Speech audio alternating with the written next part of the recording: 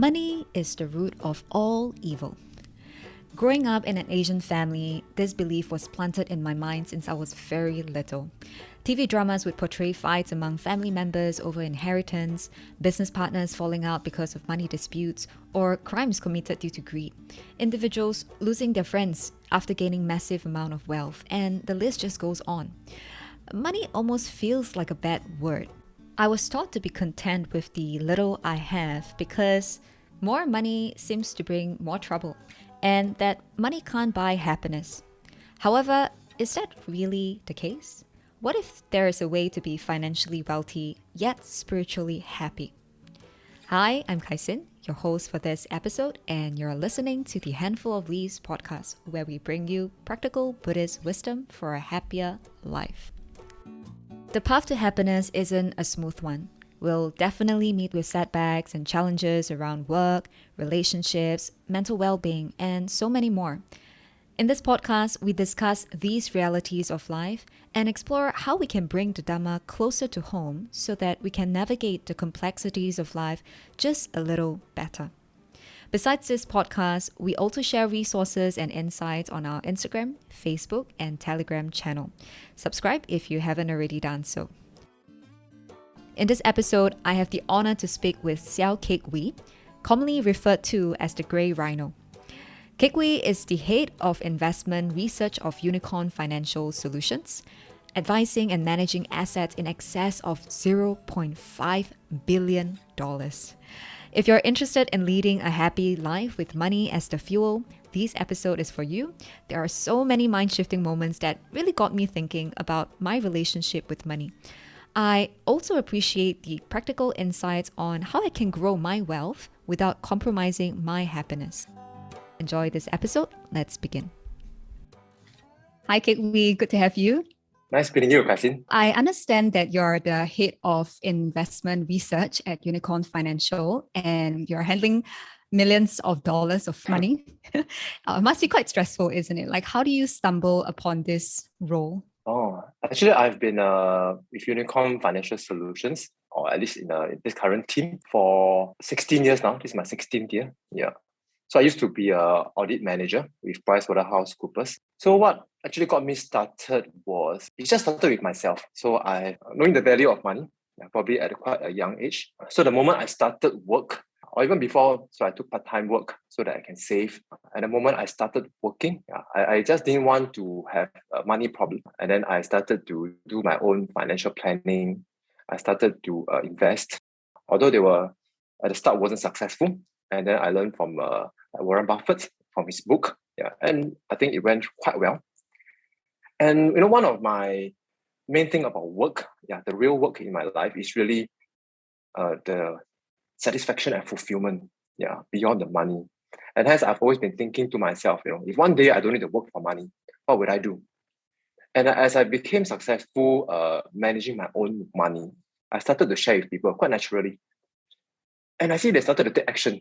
And actually, that got me quite excited, And when I'm able to help people in this area, there's a sense of fulfillment. Yeah, but I didn't know that was such a profession last time. So then I just thought, if one day I can be financially independent, then I'll just do this for people out of a goodwill. Yeah, but then in end of 2006, I realized that actually I can do it as a profession. Yeah, and then I started to help people plan for their finance and then their investments. Yeah, and as so over time, I think my skills in investment management got better. Yeah. And also, I think the organization needs this specialization, and leadership in this area. So I kind of just transit into this role of managing all our clients, a few thousands, clients, wealth. Yeah. So that's how I transit into my current role.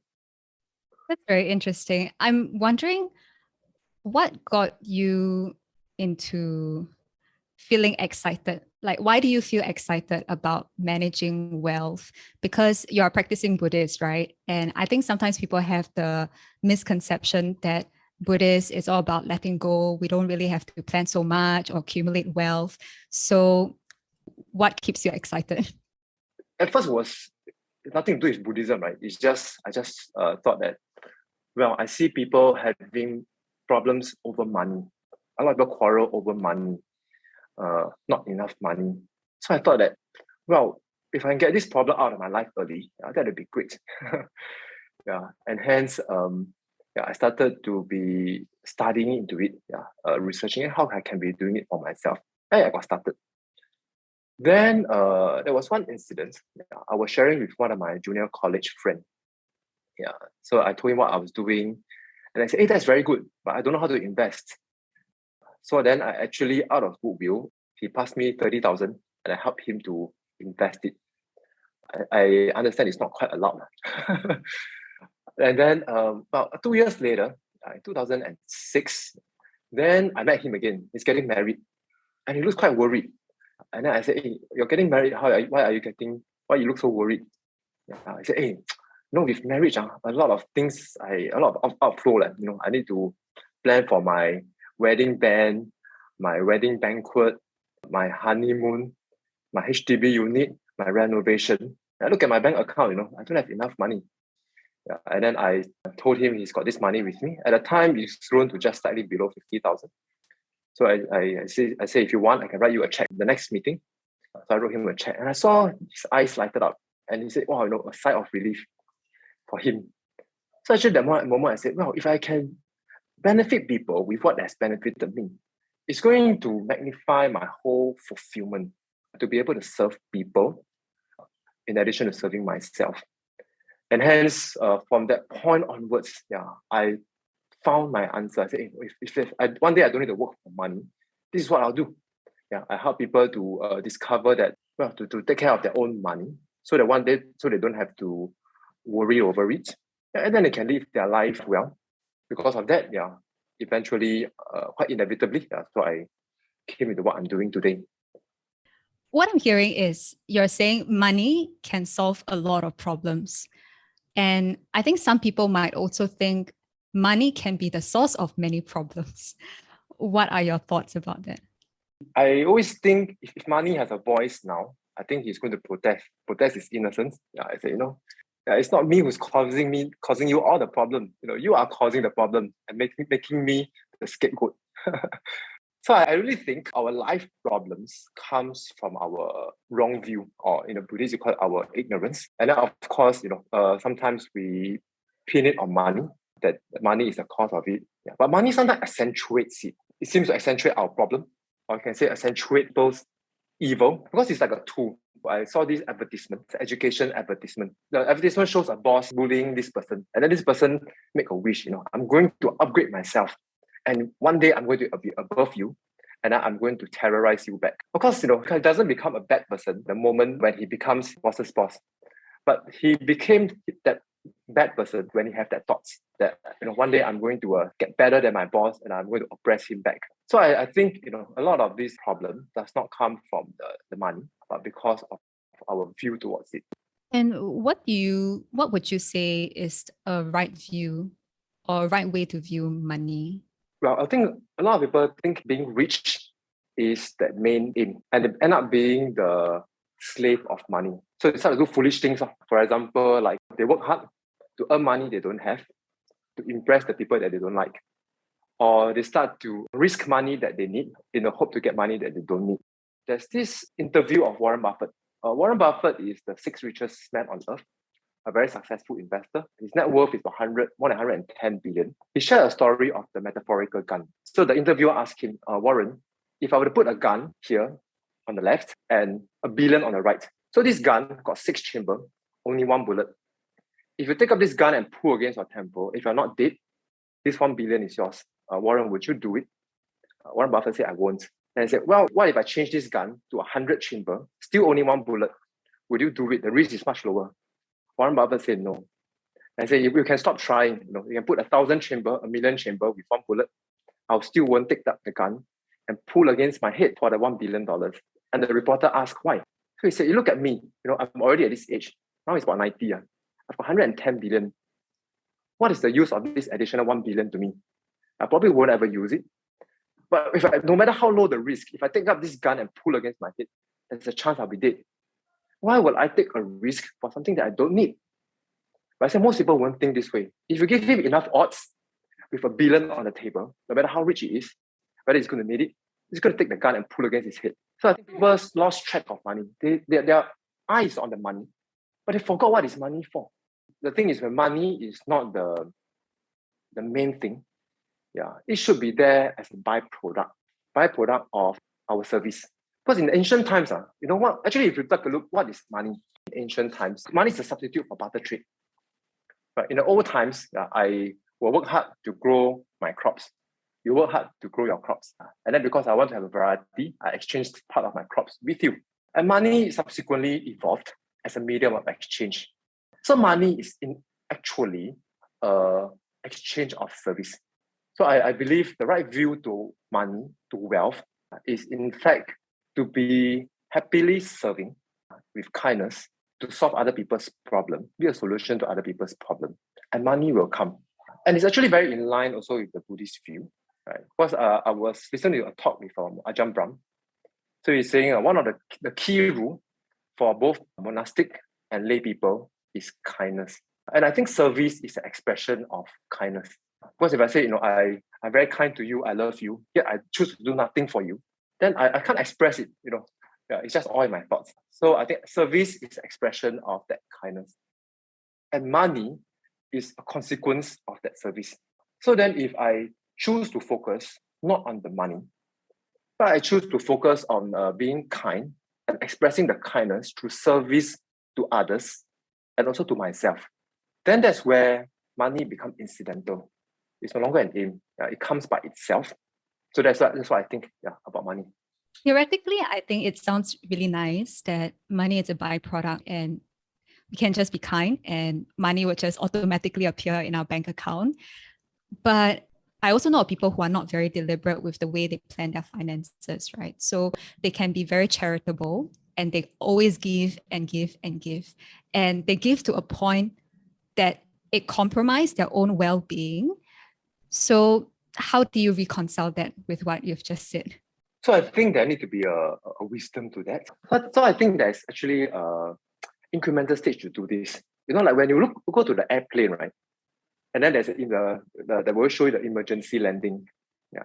And when then the oxygen tank comes down, what does it show? Do you put on the mask for your child first, or do you put on a mask for yourself first? For myself. For yourself, right? Yeah. Because when you put on the mask for yourself, you are safe. You have a peace of mind. Then you can look at helping others, and it's going to be done more effectively as well. So I think there needs to be a certain wisdom towards the use of money. So when the money comes in, then I think I need to be saving that money. And it's not that every cent goes out, come in, will go out to help people. And we're still, even borrowing money to help people. So I think firstly, we need to get ourselves stable. Then we can help people effectively. Because you talk about 4 types of people as well. So the first type of people, they don't help others, they don't help themselves. These are about the very selfish people. They have got no use in this world. Okay, because they're so selfish. The second type will help themselves, but they are not willing to help others. So such people, they can survive, but they won't live very well, and the world won't benefit because of them. And the third type is they will help others, but they don't help themselves. Such people can't help people for very long.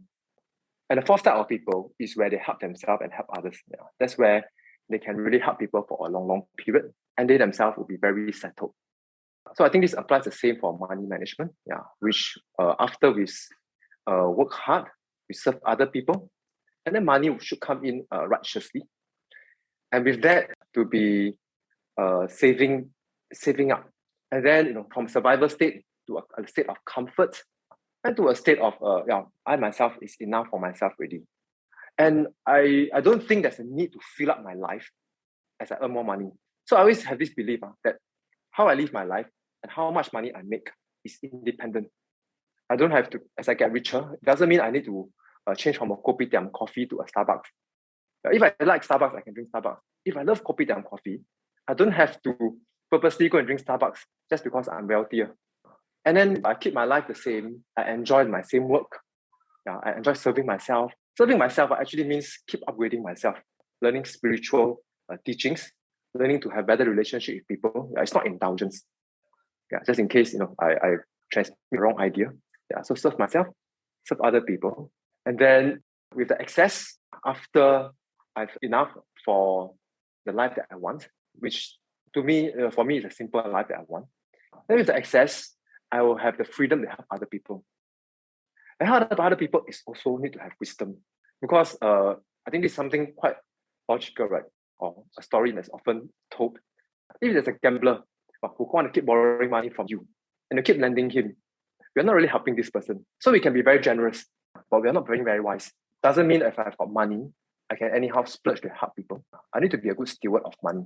I need to know when to be giving, when not to be giving, to have the best effect. You mentioned that we first need to save ourselves before we can save others. Talking about saving ourselves in finance, it's about also how we save money and not to spend too much and to splurge.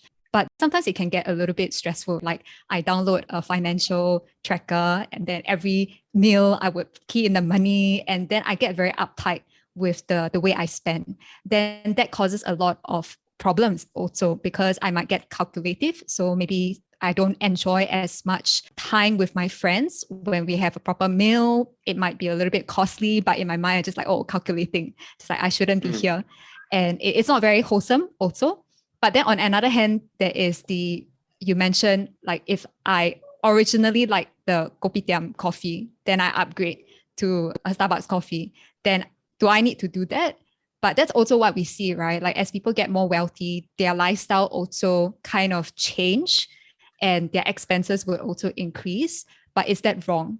Then how do you draw the line between being too stressful over money and then being too free and say, money is mine, I deserve. Otherwise, if I die, I'm not gonna, be able to spend it. How do you balance these two? So firstly, maybe I share my own life. So maybe that is a bit practical and realistic. So the thing is about, I think, to love my life as it is. Okay. Actually, money and life are so intertwined. It's almost impossible to just talk about money and not talk about life. Some people talk about, I want to save more and more money. So I did this planning for a client before. He came to me. He is a polytechnic lecturer, earning about $9,000. That's 20 years ago. And he couldn't save any money. So he asked me, why is it like that? So I asked him about his life. What is his lifestyle? So I prescribed certain change to his lifestyle. For example, instead of going drinking with his friends every day, maybe change it to 3 times a week or moderation. And then enjoying other things. Maybe sometimes enjoy just having a coffee with your friend instead of going to a pub. So at least at the start, he said, it's a bit tough. There's a change of lifestyle. But surprisingly, a year later, I asked him, he said, actually, Kek Wee, I find that I don't need to track my expense anymore. Every month, I just spend as I like. And I can save the amount that I want to save. So it's not about forcing ourselves to scrimp and save. It's impossible. It requires a change and to enjoy a new kind of lifestyle. I wouldn't say it's to shed the things that we love to do, but rather is to adopt and enjoy a new kind of lifestyle. And it's not just lifestyle. I think it's for everything in my life. Maybe I start with work. I can start with relationship. Well, I enjoy my work a lot, because I see it as serving people. Because I manage now about $500 million, and I'm very grateful my company gave me this opportunity. And I know this $500 million represents many people's hard-earned money. And if I can take care of it well, I feel very fulfilled.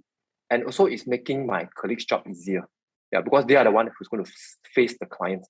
And then because of that, and then I continue to enjoy progressing myself. I will listen to financial news. I upgrade myself. I talk to people who are in this field better than me. So I learn from them. So I can do a good job. Sometimes I may make some mistake. And of course, we have other people to help me ring fence to ensure mistakes doesn't get fatal. I don't beat myself over it.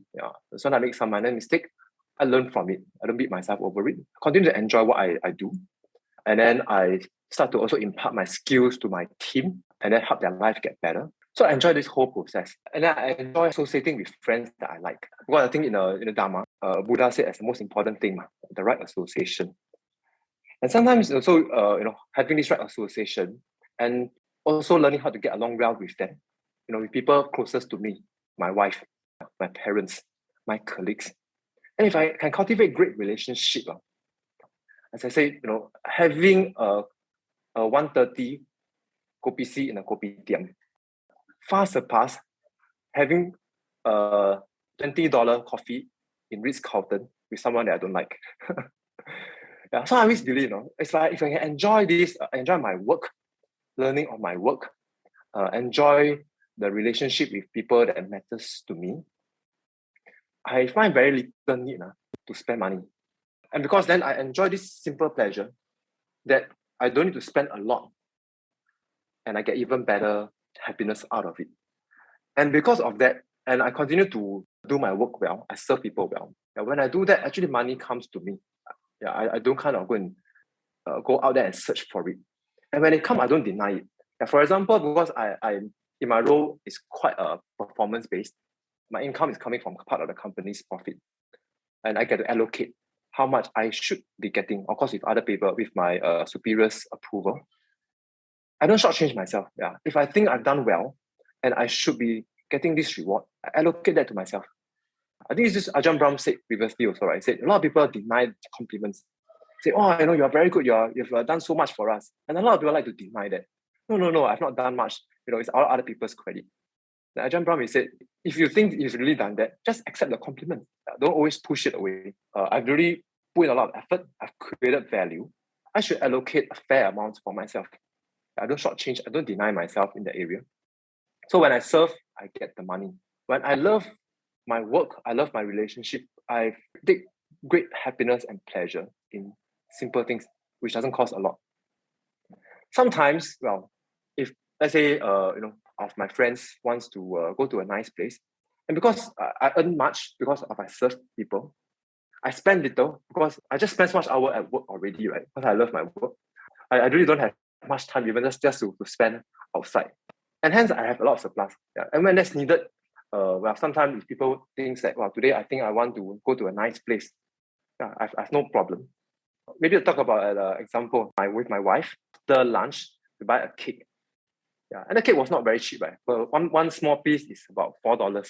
So I bought 3 pieces. In the past, actually, sometimes I have to think of, $4, a bit expensive. Right? Yeah, maybe we can just go NTUC and we can get more for less. But now, because over time, I do what I've shared with you. So I just pay for it. Yeah, without even thinking much. So I share with my wife. Actually, sometimes just having that resource give us that choice. I don't have to think whether I can afford or should I go somewhere. I just pay for it. And hence, it gives me, you can say a peace of mind. I don't have to worry if I buy this cake, will I have enough for my dinner later? So I think that is the purpose of money. It's a resource. It's just a resource. Yeah, and I don't have to use up in my whole life. If after I'm dead, there's still, let's say, a couple of million, a few million left over, so be it. I don't have to expend my life. I don't have to eat at hotel every day because, now I work so hard for my money. I better utilize every cent before I die. Otherwise, it'll be a waste.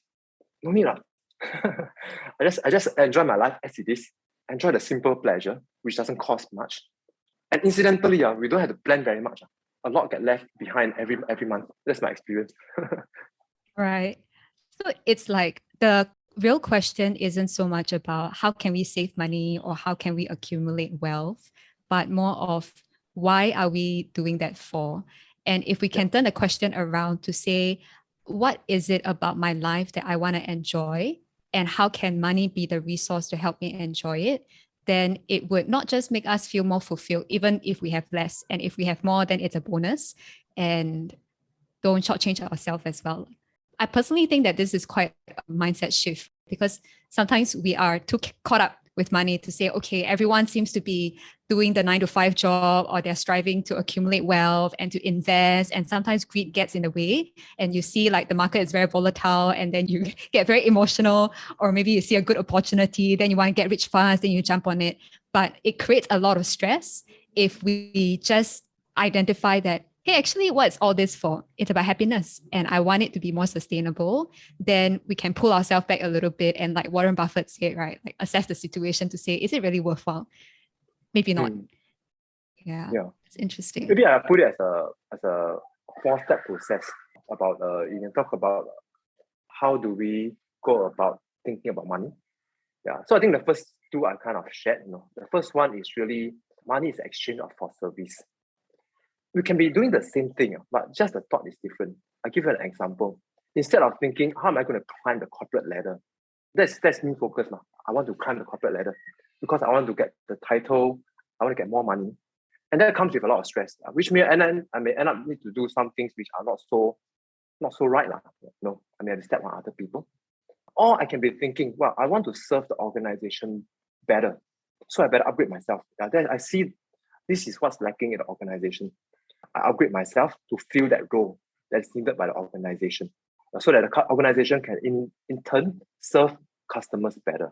I see a need of my colleague. I want to upgrade myself to help my colleague. So it's not to compete with them. So then if I can be a start of this culture, I can also influence the whole organization culture.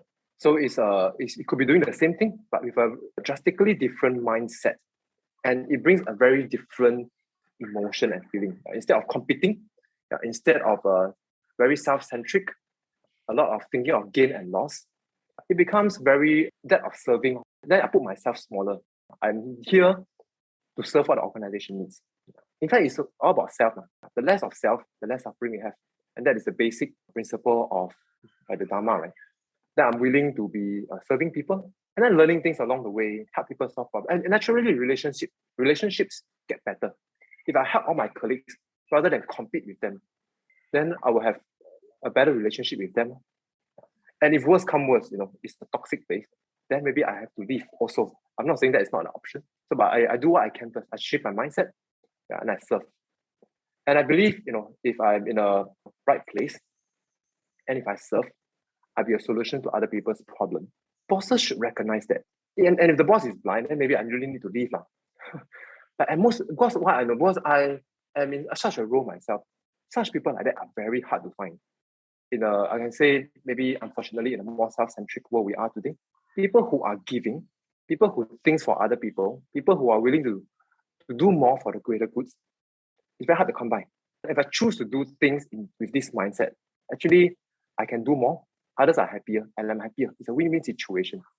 Before you go into step 2, 3, and 4, I'm just wondering whether the exchange for service has to be strategic as well. Say, sometimes we can be serving and be very giving in an organization, right?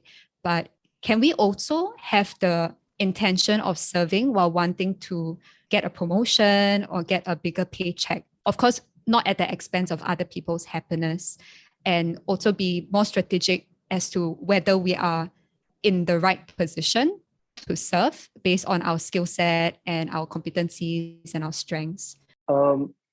I really think it's fine. I mean, it's sometimes about communicating. I think go back to the points like Ajahn Brahm said about there's no need to deny compliments to myself. I think it's perfectly all right. But I've done this for the organization. I think it's perfectly all right to say this is what I've contributed. And then if others, let's say the management wants to assign a reward for me, then I should accept it. There's no need to deny it now. And if it comes lesser, then I think there's no need to be too hard up about it as well. What I believe is just we continue doing the right thing, and then the right thing will come upon us.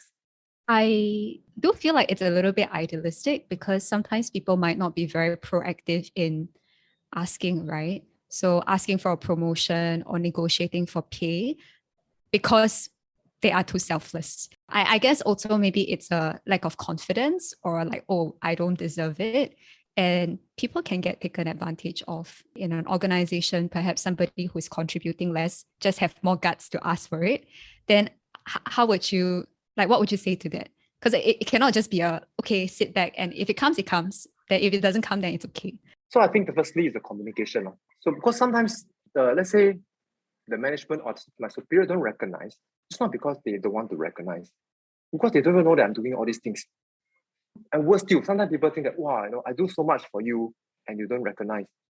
Why should they recognize? You don't even tell them. You think and you expect them to know that you're contributing all these things, right? And they may not even know the effort, the hard work behind all these things. So I think for the first thing to do is to be willing to communicate. We've done this project. I've done all these things, and this comes with a relationship as well. Yeah, I think about a win-win relationship with my boss, and this make it the communication easier, and it also make it easier for him to see what I'm doing. So I think that personal and professional relationship in work cannot be separated. Yeah, because if I only choose to do my work very well, very professional, but I've got no personal relationship with my boss, it's a very good chance he's not going to see what I'm doing. I mean, he's got a lot of things on his table, I believe, as we get more senior.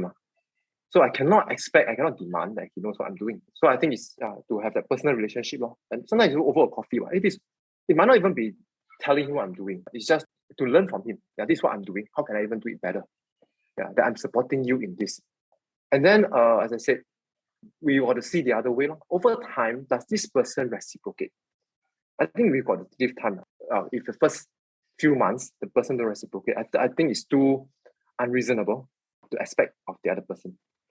But if after a year or two, and it's quite evident, this person is just taking me for granted, or worse still, exploiting me, then I think it's to make the option to leave. So that's why I shared that is definitely an option.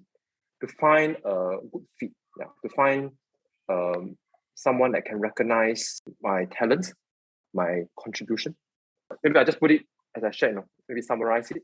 So first, I think is to serve, to learn, and then to communicate through a personal relationship. And then after that, over a reasonable time, to assess for myself, is this place where we want to be winning together? Are we mutually appreciating one another? Or is it an exploitative relationship? And if it's an exploitative relationship, firstly, the company usually won't survive for very long because all the good people will leave. And then, it's really to find a place where we want to build the future together. So I always see myself together with the company. I'm not away from the company. So I help to build the company. And hence, so I'm doing things with my boss, not for my boss. With, not for. Very important. Yeah. And I think, it's because I've seen I've observed it personally myself. Right? Such people are just so hard to come up with, so hard to find. And if the boss still don't want to recognize someone like that, then the boss, I think, is quite blind. I think the person should leave. I think it's to have that wisdom also, right? To recognize and a lot about having a win-win situation. So tell me more about step 2, 3, and 4. So the first part is really about serving happily. So actually, my happiness should be now. It's not in the future. That means I'm enjoying what I'm doing now. It's not I'm sacrificing now for a happier future. I'm already happy where I am. Because I'm happy where I am, the byproduct is I don't have to spend a lot of money to find my happiness or pleasure. Because I'm already happy. I'm happy, and we tend to already invest a lot of time in area we're happy, right? If I love my work, I guess you also. I see you're someone who also, love your work a lot, love contributing through your work. Actually, by itself, our work is our hobby. I mean, we love it a lot, and we will keep researching, learning, and that itself is happiness already. And if better still, and I can have great relationship through cultivating with my loved ones, my colleagues. Actually, really, this is called a simple life. A simple life, I don't think it's about doing nothing. It's about actually doing all these things right now. By being present. That means building my life right now, not somewhere in the future. Then I'll enjoy my life now, and it's also my personal experience. I have little need, sometimes also little time to be spending money. So in my life, I see is that I don't need to go to a nice holiday. I don't need to go to a nice restaurant to make me happy. Very, very low cost things is able to make me happy. And the byproduct is we can save. And then the third one is, of course, to invest. But of course, if a person has managed to save up a lot, he can also don't invest. I mean, if you have $1 billion and you don't invest, that's fine. You're not going to use up in a whole lifetime. But I think for most people, to invest your money is being practical. As I say, just minimally to make sure your money don't get eroded by inflation. And secondly, is also because I'm happy where I am. I'm not eager to get out from where I am. Why are people impatient? And why do people fail in investing? Because they want to get rich quick. Because they can't stand low returns. They want to have high, exciting returns. And why is that? Because they're trying to get out of something which is their current state. So they think that when they have their money, their current state will change. That's the purpose, right? When I think I have money, my current state will change because I'm suffering now. And they want to get money quickly.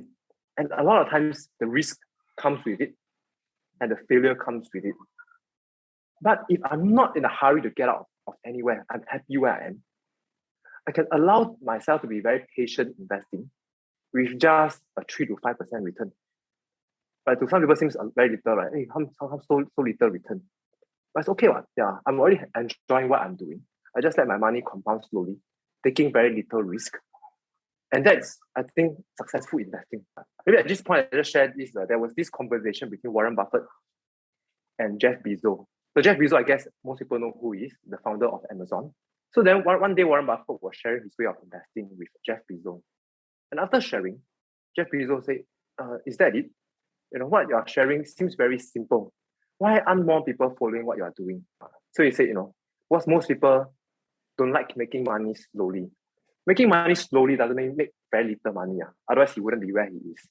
But it means he's willing to be patient, to let his money take the time to do the work it's supposed to do. In Chinese, we don't 拔苗助长. So then we can then afford to take very little risk for a reasonable return, unhurriedly. So even with the big up and down in the market, I don't get so disturbed as well. Because I'm happy doing this even for my whole lifetime. And I don't need this money now. And hence I can let my money grow at its own pace, even if it goes up and down. It doesn't bother me that much. Again, as I said, successful investment and the right way to live our life comes together. So I talk about serving so that we can get income. We talk about then saving part of the income, and naturally by just enjoying and be happy with what we are doing. And thirdly, investing right. Again, by being patient, because I'm not in a hurry to get somewhere. And then with these things are done, I think most people should be reasonably wealthy, in my view, as a byproduct. Not because I'm clamoring for it, but it just grows by itself in the background. And then lastly is about stewardship. What do I do with all this money? And I think there's a research that shows that for men, successful men who are very driven, let's say by 45, so they want to build a successful business.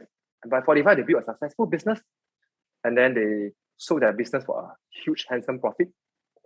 And if they have no other purpose in their life, most of them, after they get this windfall, what usually happens? The first thing, they indulge in material things, buy flashy cars, buy properties. And then sometimes I heard from people, these cars, they don't even use it. They don't drive on the road, they just park in their house. And this is a research. They say that, this metal can't talk to me.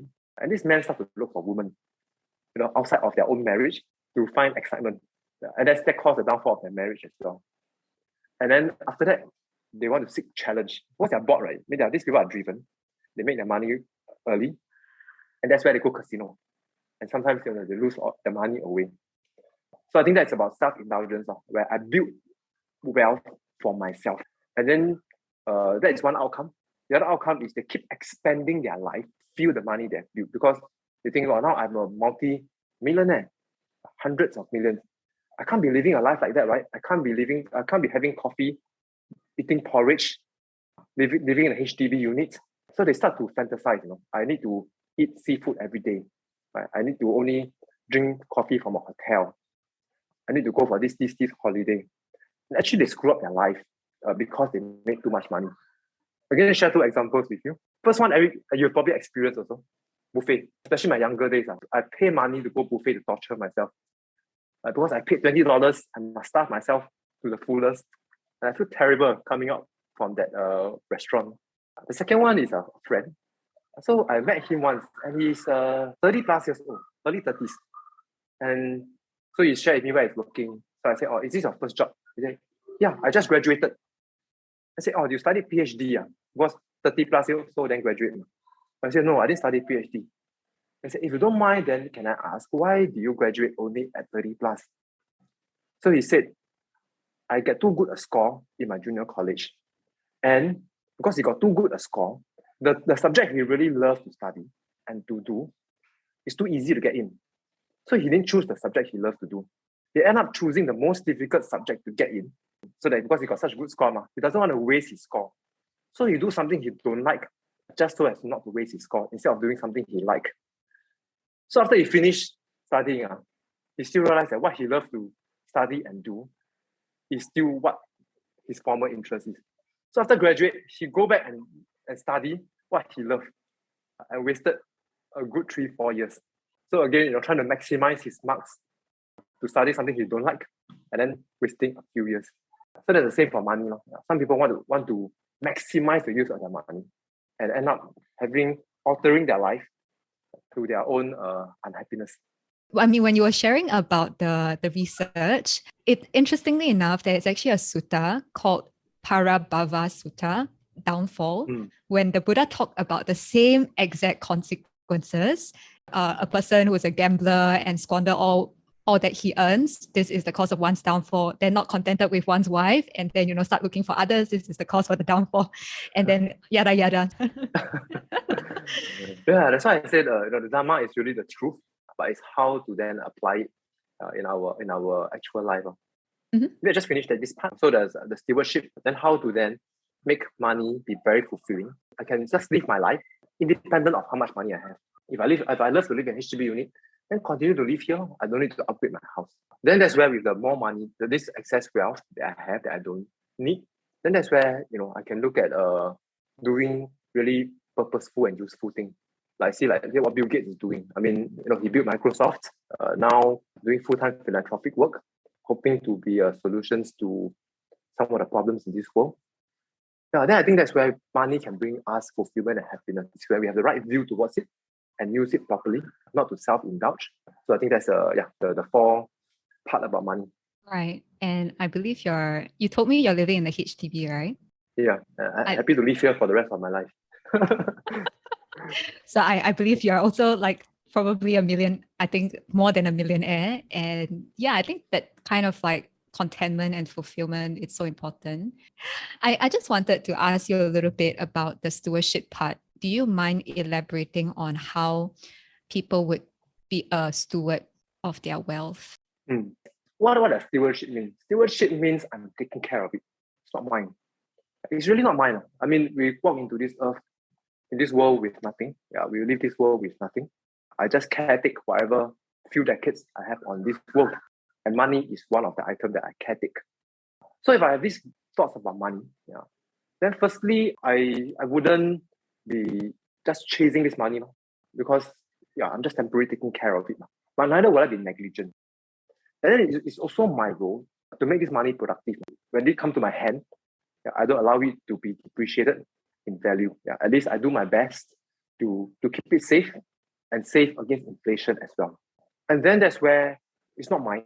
I'm safekeeping it. And then I need to learn the right purpose of it, the use of it. So I just share an example as well. Because I was really this friend. So he was very kind-hearted. And then one of his friends, of course, know his soft spot. And then started to share a lot of stories about himself. So my friend really sympathizes with him. You have all this hardship. And then one day he wanted to borrow money. So to solve some of this problem that he has. And my friend, being very soft-hearted, kind-hearted, lent him money. Up to a point, he wanted to borrow money to lend this friend. He was so kind. And that was the point I wake up. So I said, actually, how much have you been lending to this friend? He said, $500,000. And he wants to borrow more money to lend this friend because he really wants to help. And I said, hey, have you ever checked any of these things that he said? Is it true or not? He said he has never checked because it just sounds so true. I said, hey, now you're going to borrow money, I'm not forbidding you, obstructing you from doing something good, but at least go and check. What are the things that he said can be verifiable. You can call the hospital. Yeah, you can call the MP, because these are the things he said, he has contacted. And the first check only, he said he knows it's a scam. And then, of course, he got very upset. And he's my friend, so I shared with him. I said, you have a very giving heart, which is great, but we still need to use our money wisely. When we want to help people, we need to use it wisely to really be able to help. Because so many people need help. I only got this amount. How am I going to allocate it wisely? And that's stewardship. I'm taking care of this money, so I need to be using it wisely. So compassion comes with wisdom. It's not just compassion. Totally agree. I got scammed so many times until I learned it the hard way. So it's always to verify. And I think whether the money that you give to somebody, they can take care of it as well. It's very important to assess. Yeah. And best is given to people who can further promulgate. Right? I think that's also, I guess it's in the Dharma as well, right? Where if we serve people, let's say like the Sangha, who live very well, then through them, they can promulgate much, much more benefit to people. Rather than giving let's say the same food to someone who can do much good, to someone who only is caring about himself. So by giving to someone who has a big heart to do a lot of things for more people, then the same contribution is going to benefit so many more people. We agree. And can we backtrack a little bit to what you said about Warren Buffett? He mentioned, or you mentioned, growing money slowly, it's not the same as growing little money. Can you share a little bit on that? Okay, I'll give an example. So the last few years, like it could be a hype. Yeah. So let's say all these cryptocurrencies, in some of these companies that are clearly not profitable. Whether it'll be profitable one day, nobody knows. So we can't differentiate between whether it's a hype or is it a reality. But of course, it does give people a lot of quick money. So a lot of people could participate there. And of course, the more they make, the more they think they're invincible. The more money they put in. So what Warren Buffett does is things that he don't know, he's willing to stay out of it and not get sucked into it. So he will only invest in things that he knows and that is going to be doing well over time. But he's not in a hurry.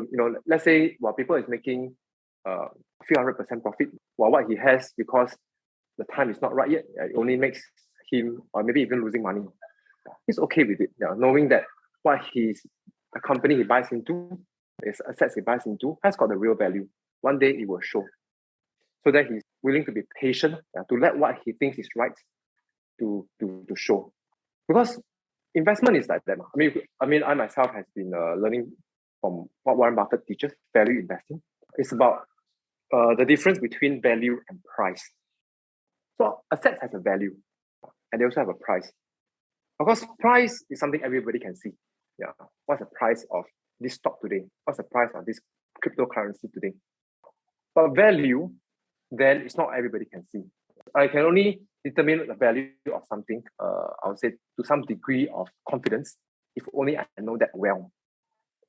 But still, if I think that this thing is going to worth $1 million, today the price could be at $500,000.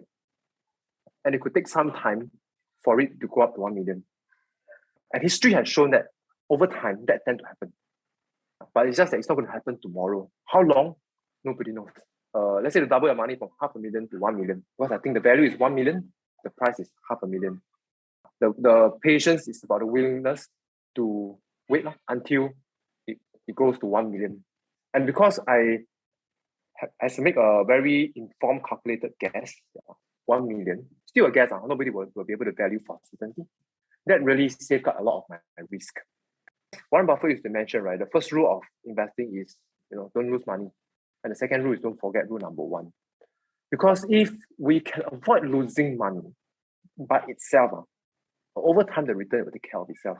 But a lot of time, because we want money quick, and end up as we don't care about the fundamental, we don't even care about what's the value of this company, what is the value of this and that, whether I know or I don't know. So long as the price is rising up, I will jump in the bandwagon and make a quick money. Of course, if you jump in right, it's true, sometimes people can make quick money. But because wealth building is not a 1-2 day thing, right? It's a very long, drawn journey. And hence, over time, because you have no idea what you're doing, you're just jumping on bandwagon from time to time. The risk is very huge. Yeah, you may be making money, but you may be losing more when the market turns.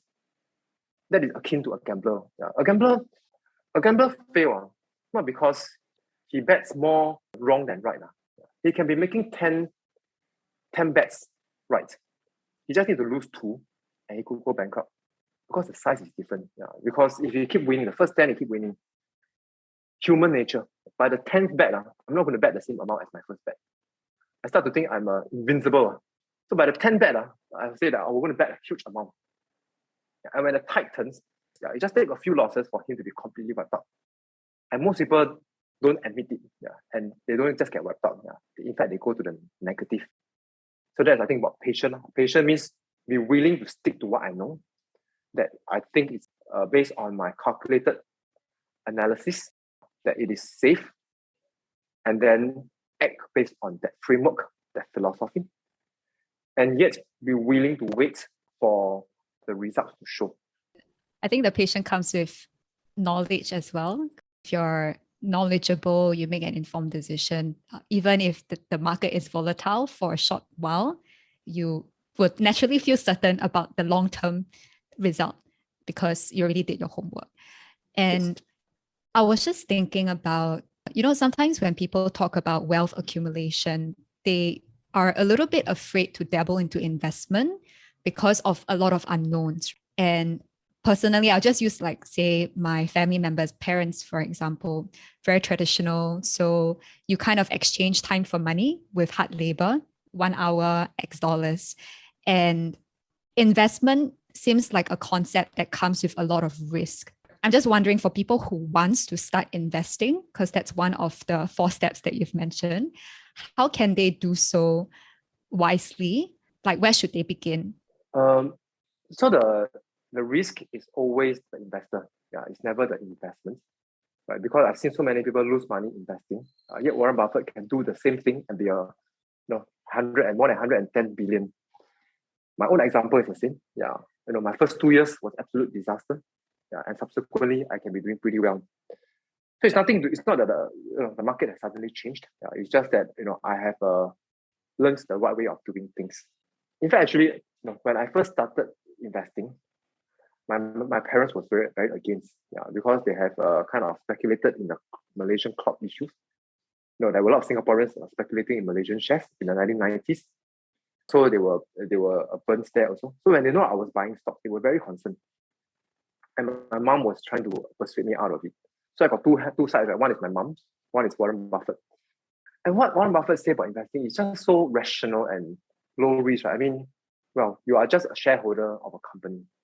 Yeah. And if you are a shareholder of a company that the product you use every day, use more and more, then you should be pretty certain about the company, right?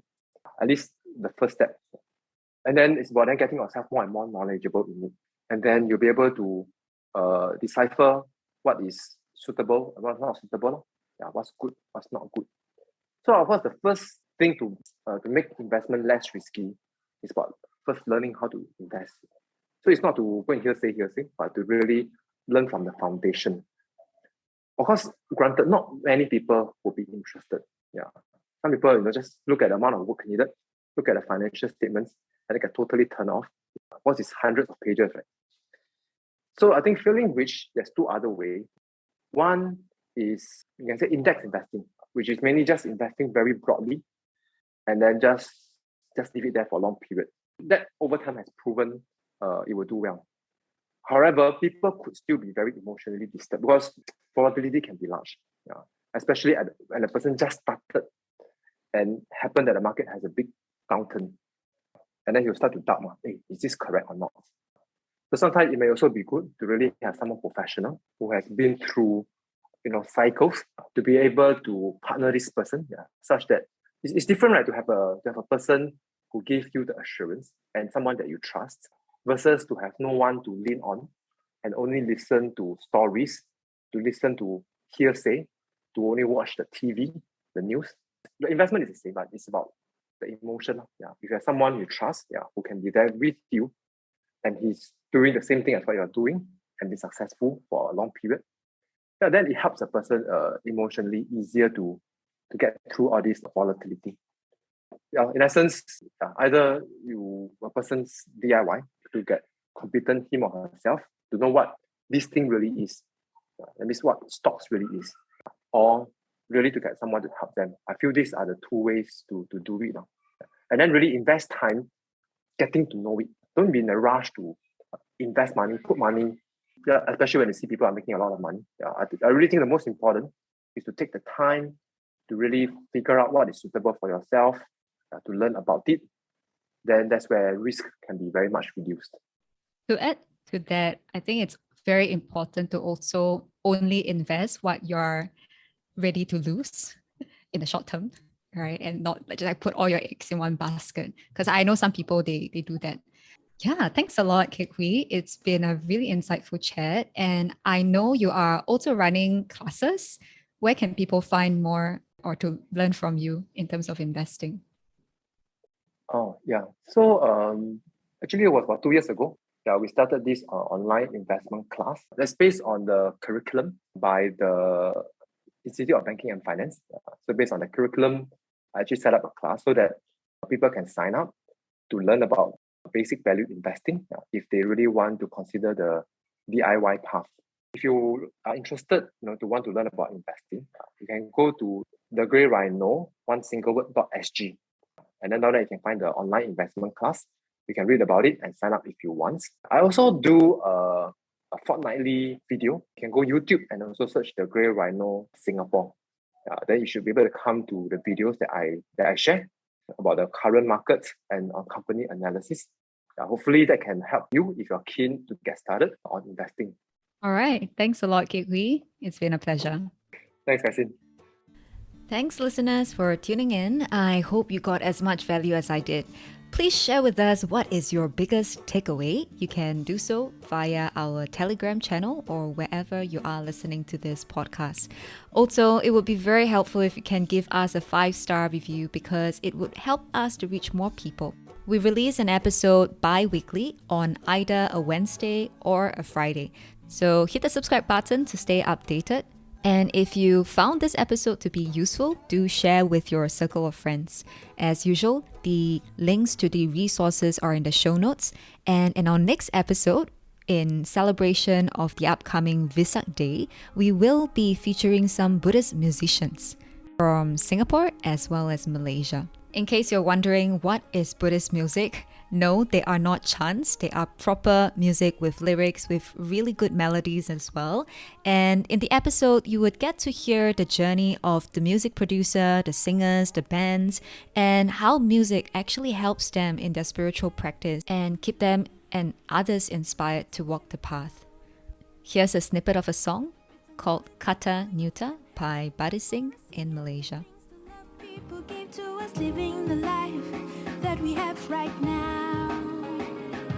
There are lessons for us to learn and discover through the difficulties and hardships that we face. So, blessings in the air.